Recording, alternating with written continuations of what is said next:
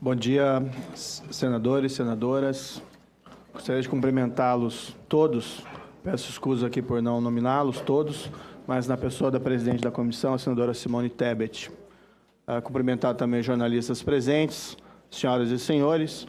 E, de fato, eu me coloquei à disposição para prestar esclarecimentos. Evidentemente, não tem nada que esconder.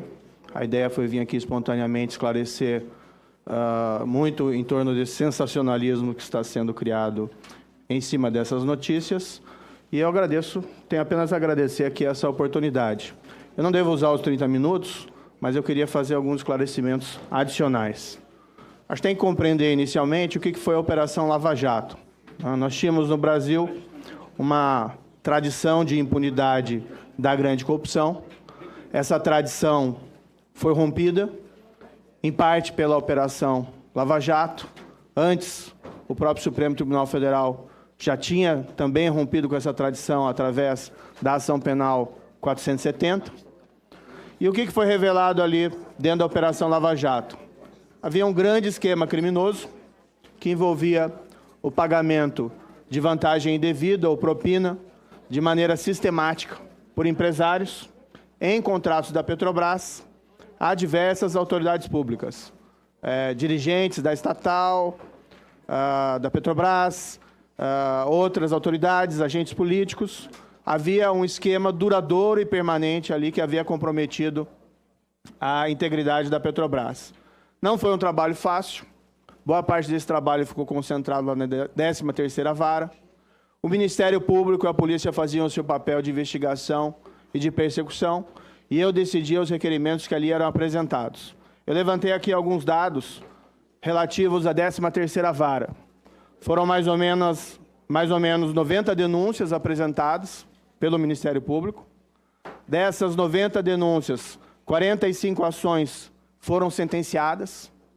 O Ministério Público recorreu de 44 dessas 45 sentenças. Se falou muito em conluio.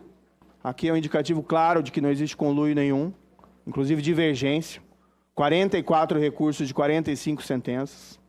Foram 291 acusados no total. Foram 211 condenações, 63 absolvições. Um percentual aqui de 21% de absolvições.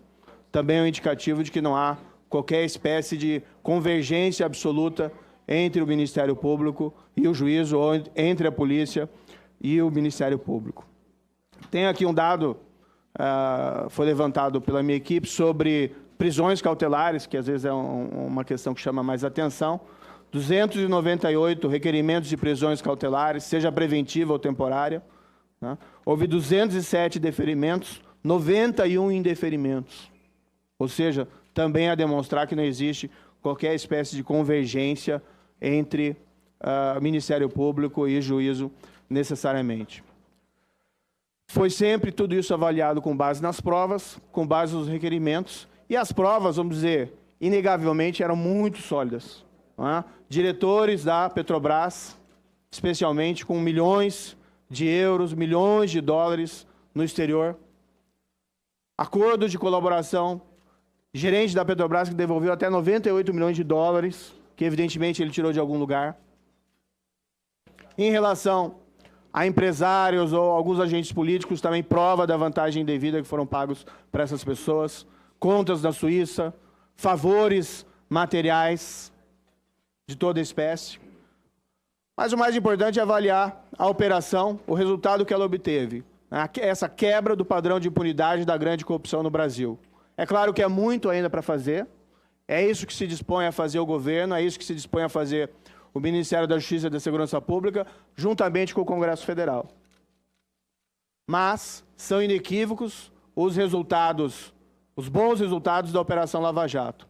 Tem aqui um dado que até 7 de julho de 2019 foi devolvido em dinheiro à Petrobras cerca de 2 bilhões 767 milhões que foram recuperados nessas investigações criminais. É um número que nós não temos um paralelo, está dentro do nosso histórico processual. Quanto à invasão dos aparelhos celulares, há mais ou menos 30 dias ou 2 meses, recebi uma informação que celulares, aparelhos celulares de procuradores da República, envolvidos na Operação Lava Jato, teriam sido objeto de ataque. Foram abertas investigações para a apuração desses fatos, junto à Polícia Federal. Em 4 de junho, agora mais recentemente, por volta das 18 horas, o meu telefone celular sofreu um ataque. Eu estava com ele em cima da minha mesa, eu vi, foram 3 ligações com o meu próprio número, tá? Um número clonado, 3 ligações. Pelo que nós levantamos, não importa se atende ou não a ligação, tá? Depois dessas 3 ligações, alguém me mandou uma mensagem perguntando se eu tinha entrado no Telegram. Tá? O que aconteceu? A pessoa clonou o meu celular, realizou esses telefonemas. Através disso, eu não entendo muito bem tecnicamente, mas parece que se obtém um código. E com esse código, a pessoa abriu uma conta em meu nome no Telegram. Tá? Eu não uso o Telegram desde 2017. Usei uma determinada época. 2017, eu não lembro exatamente o período, eu parei de utilizar. Tá? Em princípio, o conteúdo do meu celular não foi acessado. Pelo menos nós não temos nenhuma evidência nesse sentido até o presente momento. O que nós fizemos? Nós chamamos a Polícia Federal. No mesmo dia, a Polícia Federal examinou o meu aparelho celular. Posteriormente, eu entreguei o meu aparelho celular à polícia. Essas afirmações que têm sido feitas aqui, eu não teria entregue, são falsas. Isso foi entregue, documentado à Polícia Federal para fazer o exame. Afinal de contas, não tem nenhum receio a respeito do que tem dentro daquele aparelho. Aparentemente, esse grupo criminoso tem esse método de clonar aparelhos e buscar invadir aplicativos, especialmente esse Telegram. A investigação está sendo realizada com autonomia pela Polícia Federal. Eu já disse mais de uma vez no passado, o meu papel como ministro da Justiça é um papel estrutural, tá? Apenas para garantir também a autonomia dos órgãos vinculados ao Ministério da Justiça. Então, não acompanho para e passo cada um desses acontecimentos. A minha opinião em particular, embora esses fatos estejam sendo investigados e a conclusão vai depender do fim das investigações, é que existe um grupo criminoso organizado por trás desses ataques. Afinal, há uma grande quantidade de pessoas que sofreram invasões ou tentativas de invasões, o que aponta para a improbabilidade de que seja um hacker isolado. Do outro lado, foi percebido, eu percebi isso particularmente, principalmente depois da invasão do meu aparelho, diversas medidas que eu apontaria como uma espécie de contra-inteligência do grupo criminoso organizado. Por exemplo, o grupo de hackers utilizando aparelhos invadidos, clonados, para fingir ser uma pessoa com algum caráter brincalhão. Consta, isso foi divulgado inclusive na imprensa, que no dia da invasão, da clonagem e da abertura de uma conta no Telegram por esse grupo de hackers interagiu, fingindo ser eu, com uma apresentadora de TV, tem um programa, O Protagonista, lá no Paraná, e a apresentadora ou apresentador achou que era eu. Depois veio a notícia, também nos dias seguintes, do grupo de hackers interagindo com um conselheiro do Conselho Nacional do Ministério Público, fingindo também ser um desses conselheiros. Esse final de semana, todos devem ter observado que circulou nas redes sociais uma mensagem de WhatsApp informando que havia sido descoberto quem era a fonte dos vazamentos, que seria um procurador da República traidor. Ou seja, não teria havido invasão nenhuma, segundo esse WhatsApp, mas sim o procurador da República que teria simplesmente se revoltado com algo e repassado aquelas mensagens. Só que essa afirmação é pura contra-inteligência, não confere com o fato comprovado das invasões ou tentativas de invasões hackers. Inclusive a minha, que eu presenciei, objetivamente. Isso é objeto também de perícia pela Polícia Federal. Então, quem faz essas operações de contra-inteligência não é um adolescente com espinhas na frente do computador, mas sim um grupo criminoso estruturado.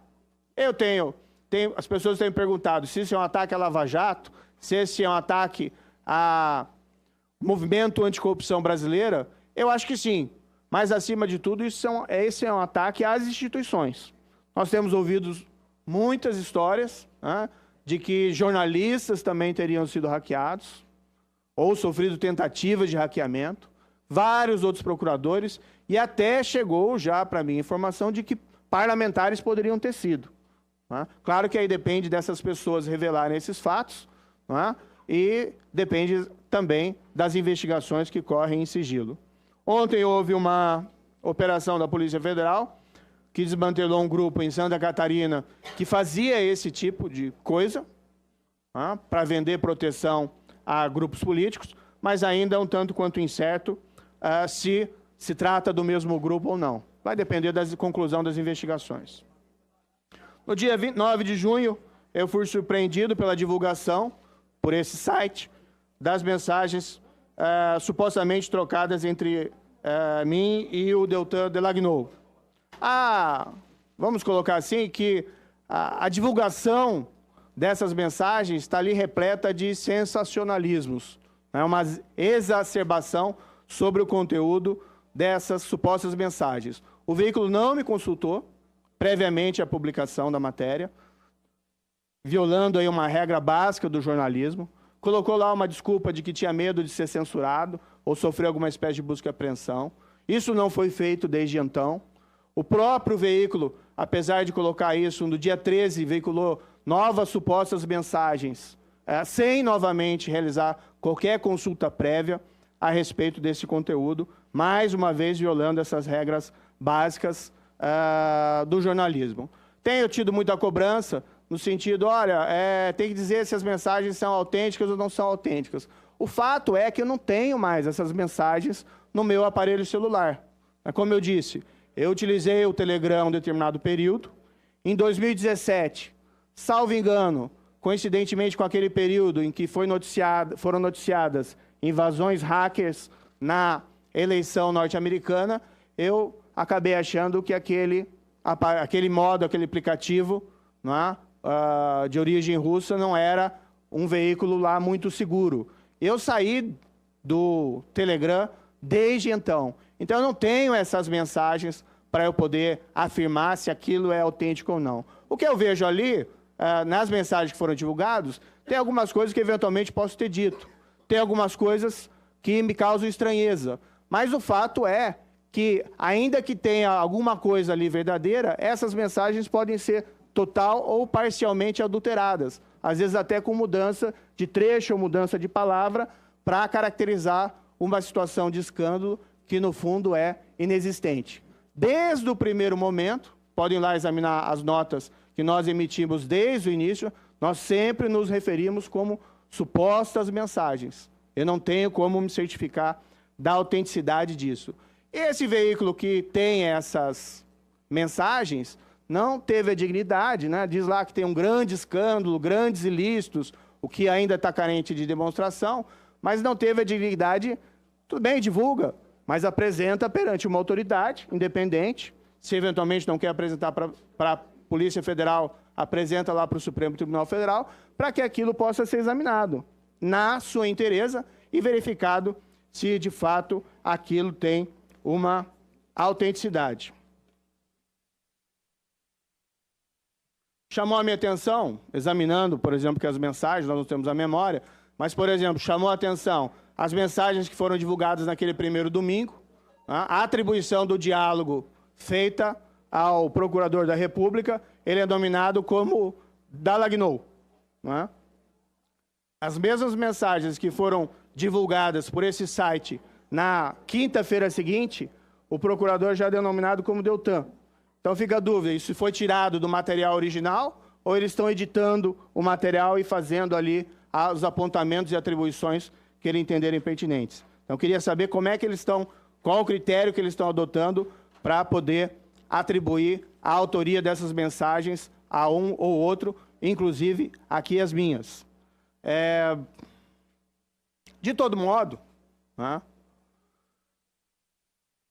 como eu disse, embora não reconheça que as mensagens sejam autênticas ou não possam ter sido parcial ou totalmente adulteradas, o fato é que várias pessoas, lendo essas mensagens, não identificaram, ao contrário de todo o sensacionalismo do site, ali ilícitos, ilegalidades ou qualquer espécie de desvio ético. Vamos esclarecer para quem não conhece, mas aqui há vários ex-juízes, ex-policiais, ex-advogados. Vamos esclarecer que na tradição jurídica brasileira não é incomum que juiz converse com advogado, que juiz converse com promotor. Isso acontece todo momento, juiz conversando com policial. E no caso do juiz criminal, é muito comum, já que o juiz é responsável tanto pela fase de investigação como pela fase do processo, que receba, né, policiais e procuradores e se converse, né, sobre, vamos dizer, diligências que vão ser requeridas, diligências que vão ser cumpridas. Isso é absolutamente normal. Então, por exemplo, chega lá o procurador e fala, vou requerer a prisão preventiva do fulano X. O juiz fala, olha, para requerer isso tem que ter uma prova muito forte. Isso é normal. Chega o advogado e pede lá, doutor, eu quero a revogação da prisão preventiva do meu cliente. Aí o advogado chega, doutor, eu quero revogar a prisão preventiva do meu cliente. O juiz fala, olha, seu cliente foi preso por isso, por isso, por isso. Para essa revogação, seria interessante demonstrar isso, isso e isso.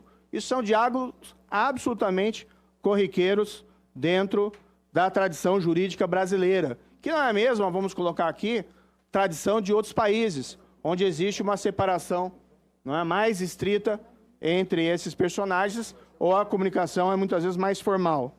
Foram divulgados, desde que foram divulgados a matéria, várias pessoas se manifestaram em jornais, não é, afirmando essa normalidade. Podia destacar vários aqui, mas, por exemplo, nesse final de semana teve uma longa entrevista do ex-ministro Carlos Veloso, presidente do Supremo Tribunal Federal, afirmando a normalidade desse tipo de diálogo. Hoje foi publicado no Estado de São Paulo um artigo também da ex-juíza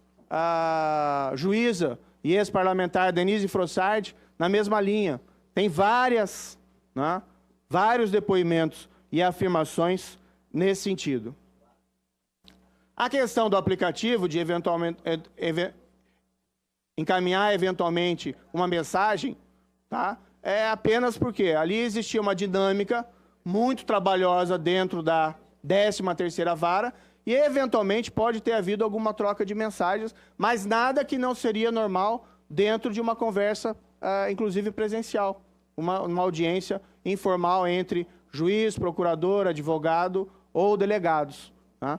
Não estou dizendo, mais uma vez, que eu reconheço a autenticidade dessas mensagens, eu não tenho como fazer isso.